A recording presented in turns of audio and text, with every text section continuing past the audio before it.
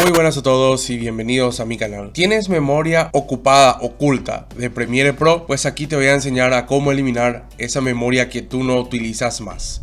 Lo primero que voy a hacer es buscar mi carpeta de Premiere Pro. Voy a poner en el buscador Premiere Pro y directamente me derivan a estas tres carpetas. Esto según los años que he utilizado, y como ven, ahí tenemos un tamaño importante de memoria ocupada sin qué ni para qué. Esta ni qué decir, que fue de este año, pero hace poco. Y esto, bueno, de igual manera una cantidad importante de memoria. ¿Cómo vamos a eliminar o qué es lo que vamos a eliminar? Pues esto, por ejemplo, nos sale una serie de carpetas. Acá tenemos los audios que hemos utilizado. Acá tenemos todo lo que es el auto guardado. Y acá es donde se acumula la memoria y donde es lo que queremos eliminar. Pues bueno, acá tenemos por ejemplo los materiales que hemos utilizado, pero ya tenemos todo el video exportado, ya son proyectos que ya no vamos a utilizar.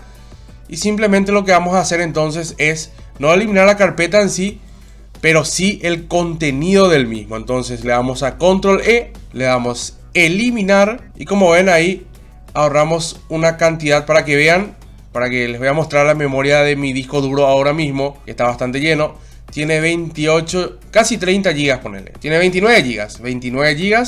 Al borrar la papelera, ahí como ven, automáticamente aumentó de tamaño. Y así sucesivamente podemos ir realizando esto. Luego nos vamos a la siguiente carpeta. Vamos nuevamente a Premiere Pro. Nos vamos a la carpeta Adobe Premiere Pro Video Previews y acá tenemos todo lo que habíamos hecho, todos los proyectos. Simplemente le damos Control E. Importante, asegúrense de que no sea o de que ya hayan exportado el proyecto que están haciendo para evitarse estragos de editar de nuevo y demás cuestiones. Esto ya son como archivos caché. Le damos vaciar papelera, eliminamos de forma permanente esos archivos basura y como ven, nuestro disco duro automáticamente ha aumentado notablemente nuestra memoria.